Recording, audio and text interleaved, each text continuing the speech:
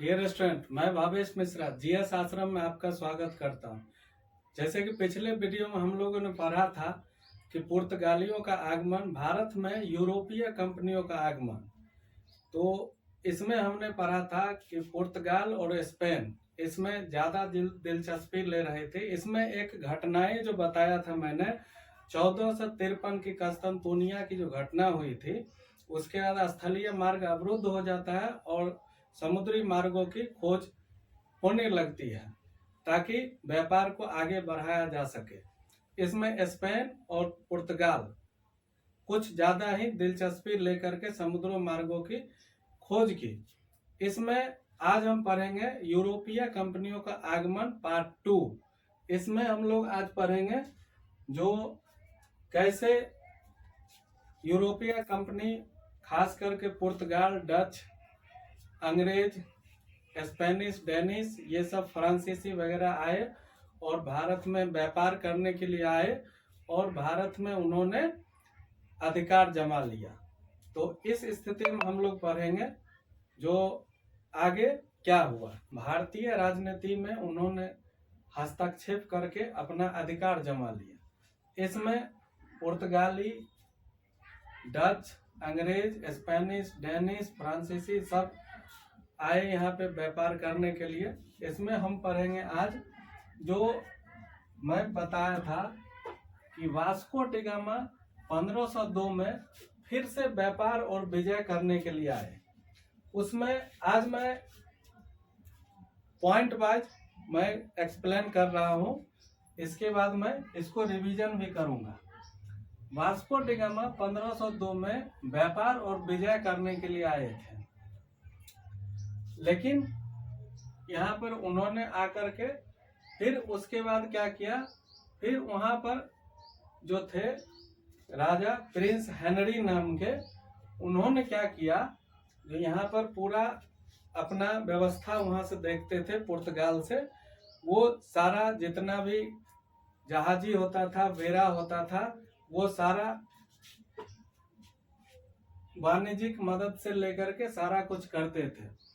तो वहां से प्रिंस हेनरी जो थे, उन्हें द नेविगेटर के नाम से भी जाना जाता था। पुर्तगाली एशिया के महत्वपूर्ण व्यापारिक स्थलों पर अपना कब्जा करके नौसेना की वर्चस्वता कायम किया और उसमें करते भी रहे। उसमें वर्चस्वता कायम रखना चाहता था। जमोरियन जो कालीकट में एक राजा थे, हिंदू राजा थे, उन्होंने मुसलमान व्यापारी जो थे उसको हटाने से पुर्तगालियों को मना किया, जो यहाँ से नहीं हटाया जाए। फिर पुर्तगालियों ने क्या किया, वहाँ पे गोलीबारी शुरू कर दी। गोलीबारी करके 1503 में मालाबार क्षेत्र पर पहला किला उन्होंने बनाया। पुर्तगाल में अल्मीडा आए, फ्रांसिस्को डी अल्मीडा भारत के गवर्नर बन के आए। इन्होंने ब्लू वाटर पॉलिसी यानी शांत जल नीति अपनाई। इससे हिंद महासागर और अरब में उनका एक छत्र राज हो गया। इसमें क्या हुआ, 1505 में जब अल्मेडा भारत आए गवर्नर बन के, इसने ब्लू वाटर पॉलिसी, शांत जल नीति अपनाई। इससे हिंद महासागर, अरब महासागर में उनका एक छत्र राज बना रहे। फिर 1509 में मिस्र के शासक मामलुक द्वारा भेजे गए एक बड़े जहाजी बेड़ों को उन्होंने लूट लिया और द्वीप पर कब्जा कर लिया। जो मिस्र के राजा थे मामलुक, उन्होंने एक बेड़ा भेजा, उसको पुर्तगालियों ने लूट लिया और द्वीप पर कब्जा कर लिया। फिर 1503 में अल्बुकर्क, जिसे कमांडर बना करके भेजा गया था, उसे ही 1509 में वायसराय बना करके भेजा गया। अल्बुकर्क वास्तविक संस्थापक माने जाते हैं। यहाँ भारत में राजनीतिक और व्यापारिक के वास्तविक संस्थापक माने जाते हैं। अल्बुकर्क ने आदिल शाह से बीजापुर छीन लिया 1510 में। उन्होंने क्या किया, आदिल शाह से बीजापुर छीना और अपना प्रशासनिक केंद्र बनाया।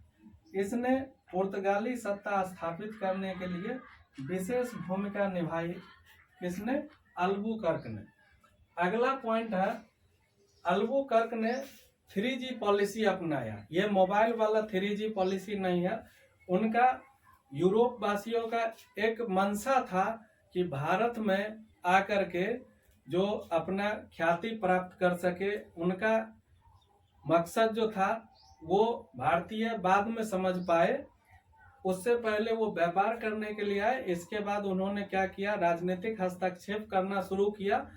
और अल्बुकर्क जो थे उन्होंने पहले तो वास्तविक संस्थापक क्यों कहा गया, क्योंकि ये राजनीतिक हस्तक्षेप करना शुरू कर दिया था। और बाद में 3G पॉलिसी को अपना करके उनका 3G का मतलब हुआ गॉड, यानी कि वो ईसाई मत का प्रचार करके भारतीयों को ईसाई में परिवर्तित करना चाहते थे। ग्लोरी प्रतिष्ठा अर्जित करने की एक उनकी चाह थी, जो हमारी प्रतिष्ठा बना रहे। गोल्ड यानी धन अर्जन करने की उनकी चाह थी। तो वो सारा कुछ जो है 3G पॉलिसी के तहत वो काम करते थे। कहीं न कहीं भारतीयों को ईसाई मत में कन्वर्ट करना, उसके बाद यहाँ से सारा कुछ अपना ख्याति प्राप्त करना, उसके बाद गोल्ड यानी धन अर्जन करना। स्पेनिश सम्राट चार्ल्स पंचम ने हिंद महासागर छोड़ने की घोषणा की और पूर्वी फिलीपींस तक रहने की घोषणा कर दी। इसके बाद पुर्तगालियों को क्या हुआ, जो पूर्वी क्षेत्र में इनका एक छत्र राज हो गया, जिसे एस्तादो द इंडिया के नाम से जाना गया, जो पुर्तगाल की कंपनी थी। फिर पुर्तगालियों ने गोवा के सामने मुख्य भूमि दमन, राजौरी, दाभोल के बंदरगाह पर कब्जा करने में सफल रहे। अल्बुकर्क ने भारतीय महिला के साथ विवाह नीति अपनाई थी। ये विवाह नीति वो इसलिए शुरू किया ताकि भारतीय महिला के साथ विवाह करके उनको ईसाई मत में कन्वर्ट किया जा सके।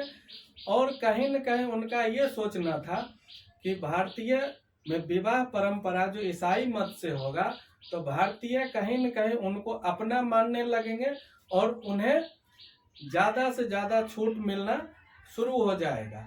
इसलिए उन्होंने एक विवाह पद्धति चलाई अल्बुकर्क ने। फिर अल्बुकर्क आगे क्या किया, अल्बुकर्क ने नौसैनिक को मजबूत रूप से स्थापित करने का काम किया।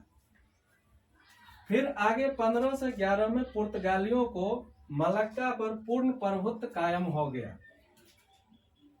पुर्तगालियों को 1511 में मलक्का पे पूर्ण प्रभुत्व कायम हो गया। नागापट्टनम पुर्तगालियों का प्रमुख बंदरगाह था। वहीं पर उत्तर में सैंथम, जैसे मैलपुर के नाम से जाना जाता था, पुर्तगालियों की एक बस्ती थी, जिसे जो वहां अपना बस्ती बसाए हुए था। आगे देखेंगे कि पुर्तगाली ने अपना किला कहाँ कहाँ बनाया। पुर्तगाली जो पहला किला था फोर्ट एमेनुअल कोचिन, पुर्तगाली का भारत में फर्स्ट किला था। द्वीप या भारत और मध्य के बीच वाणिज्यिक और तीर्थ यात्रियों को नियंत्रित करने के लिए यह किला बनाया गया था। के उत्तर में उनका सैंथम बस्ती था। इसके बाद हम लोग अगला पॉइंट पे आते हैं। 1529 में नीनो डी कुन्हा वायसराय बन के कार्यभार संभाला और उसके बाद उन्होंने 1530 में नीनो डी कुन्हा कोचीन के जगह गोवा को राजधानी बनाया।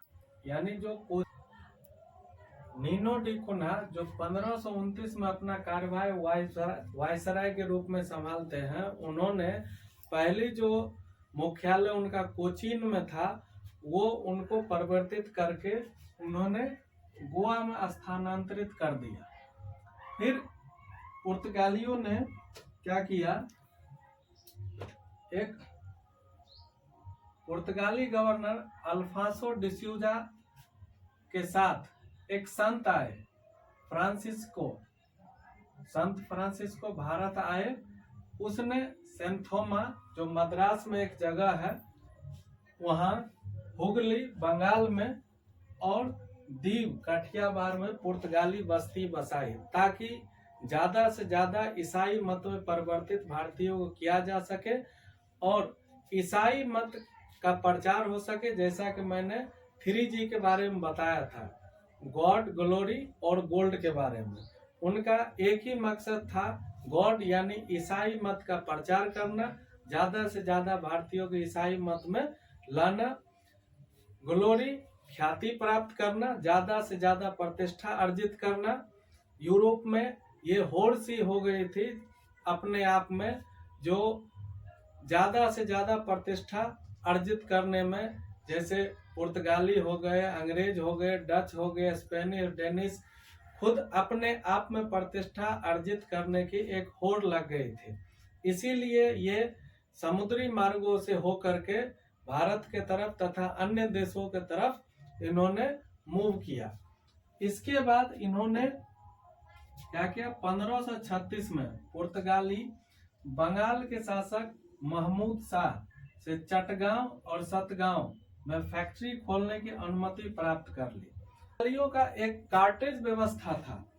कार्टेज व्यवस्था के अंदर क्या होता था कि भारतीय जहाज को अरब सागर में पार करने के लिए उनको पुर्तगाल के वायसराय से लाइसेंस लेना पड़ता था, ताकि पुर्तगाली जो थे वो समुद्रों में लूटपाट न कर सके। उससे बचाने के लिए पुर्तगालियों से लाइसेंस लेना पड़ता था। बताइए, अपने भारत में भारतीयों को पुर्तगाल से लाइसेंस लेकर के फिर अपने जहाज को रक्षा करवाना पड़ता था। इसका सीधा मेन जो कारण था पुर्तगालियों का, इसका मुख्य कारण था मुगलों ने नौसैनिक व्यवस्था बहुत दुरुस्त नहीं किया था, और उनका जो नौसैनिक व्यवस्था अगर दुरुस्त रहता तो भारतीयों को वायसराय जो पुर्तगाल के थे और भारत में रह रहे थे, और उनसे लाइसेंस लेकर के हम समुद्र में जाते थे, हमारे भारतीय जाते थे व्यापार करने,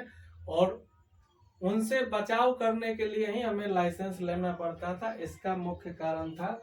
मुगल अगर नौसैनिक व्यवस्था अच्छी तरह से कर लेते तो ऐसा नौबत नहीं आता। अगला है, पुर्तगालियों ने मालाबार कोंकण क्षेत्र से काली मिर्च और मालाबार से अदरक, दालचीनी, चंदन, हल्दी इत्यादि का व्यापार करते थे। आगे हम पढ़ते हैं, जो जिस समय अकबर की शासन था 1580 और 1590-95 में, अकबर जो था वो पादरी को बुलाया, लेकिन किसी भी मत को परिवर्तित नहीं कर सका। 3 बार पुर्तगाल या यूरोप से कहे तो 3 बार पादरी आए और उनके सभा में गए, और उनका ये प्रयास रहा कि हम जो है इनको ईसाई मत में परिवर्तित कर दे, ईसाई मत, ये इस्लाम छोड़ के हमारे ईसाई मत में आ जाए।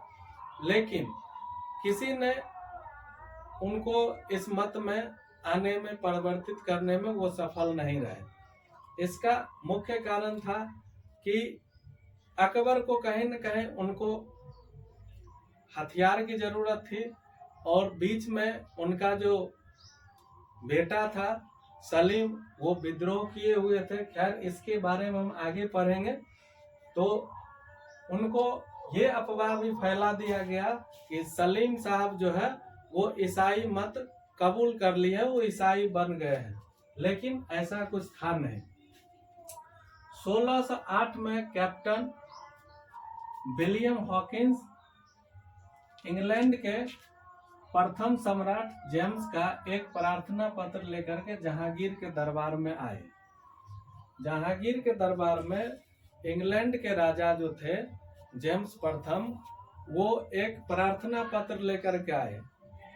ऐसा तब हुआ जब 1599 और 16वीं शताब्दी के शुरुआत में उन्होंने इंग्लैंड में, जो इंग्लैंड की रानी थी एलिजाबेथ प्रथम, उन्होंने कंपनी का अनुमोदन देना शुरू किया और उसी के सिलसिले में कैप्टन हॉकिंस को जहांगीर के नाम से एक प्रार्थना पत्र लेकर के भेजा गया। कैप्टन हॉकिंस तुर्की भाषा का अच्छे जानकार थे, जिन्होंने तुर्की भाषा में ही जहांगीर से बात की और उससे जहांगीर जो थे वो काफी प्रभावित हुए। काफी प्रभावित होने के बाद उनको 30,000 रुपए का मासिक वेतन और 400 मनसब पे उनको नियुक्त किया गया। 1000 के मासिक वेतन और 400 मनसब जो पोस्ट हुआ करती थी उसे मुगलों में मनसब बोला जाता था। अब पुर्तगालियों का पतन, अब पुर्तगाली के जो 15वीं शताब्दी में आए थे, 1498 में वास्को डी गामा आए और 1503 में, फिर 1502 में फिर उन्होंने यहाँ यात्रा की। इतना कुछ करने के बाद पुर्तगालियों का पतन अब होना शुरू हो गया 17वीं शताब्दी में। 17वीं शताब्दी आते आते पुर्तगालियों का पतन शुरू हो गया। इसमें प्रथम दशक में ही पूरब में स्थापित साम्राज्य समाप्त हो गया और उसका स्थान डच और अंग्रेजों ने ले लिया। डच, जिसे नीदरलैंड हॉलैंड की कंपनी बोला जाता, वो और अंग्रेज दोनों 17वीं शताब्दी तक भारत में प्रवेश कर चुके थे और वो फलने फूलने लगे थे। तो इसमें पुर्तगालियों को जो था नुकसान तो होना शुरू हो गया। उसके बाद वहां से उनका पतन शुरू हुआ। पुर्तगाली का एक और वहां पे कैसे पतन हुआ वो देखे। 1580 में क्या हुआ, जो पुर्तगाल के राजा स्पेन के राजा के साथ मिल गए और स्पेन के पतन के साथ साथ इनका भी पतन हो गया पुर्तगाल का, और भारत से इनका बोरिया बिस्तर खत्म हो गया। बट इन्होंने कई जगह भारत में सिर्फ वो वितरक बन के रह गए, व्यापारी तो नहीं रहे।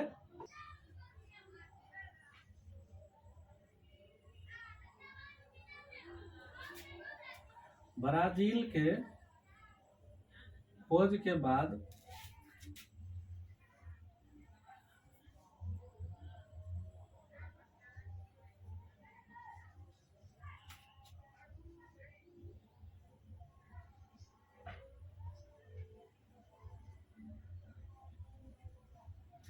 ब्राजील को जब इन्होंने खोज लिया तो इनका भारत, पुर्तगालियों का उद्योग धंधा ज्यादा विकसित नहीं हो पाया और ये सिर्फ वितरक बन के रह गए।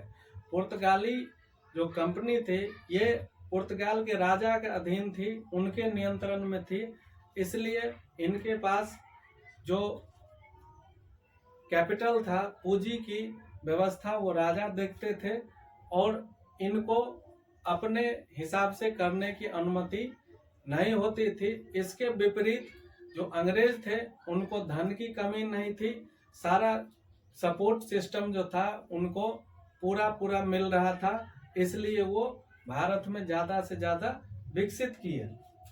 आगे हम पढ़ेंगे डच कंपनी के बारे में एवं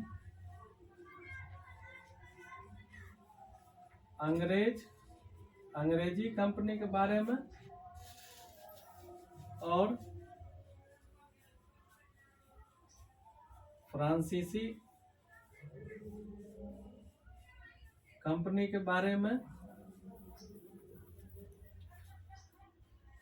डच कंपनी का कैसे भारत से बोरिया बिस्तर बांध के जाना पड़ा, अंग्रेजी हुकूमत कैसे आई, फ्रांसीसी कैसे यहाँ पे रहे, फ्रांस और फ्रांसीसी आंग्ल युद्ध और वेदरा का युद्ध, ये सारे युद्ध हुए।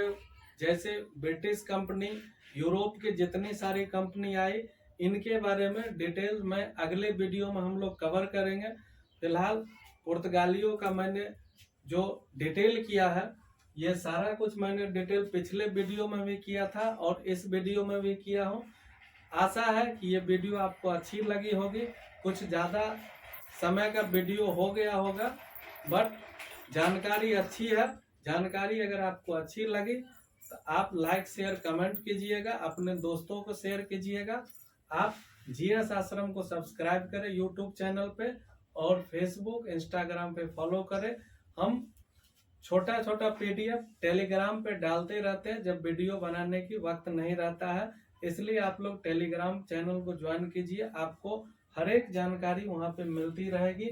ये जितने भी तैयारी के विषय में हम ये ज़्यादातर फैक्ट जो है हम स्पेक्ट्रम से ले रहे हैं, कुछ कुछ फैक्ट इधर आपको लूसेंट क्राउन वगैरह से हम लेकर के डाल रहे हैं।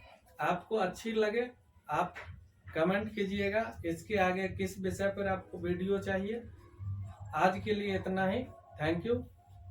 जय हिंद।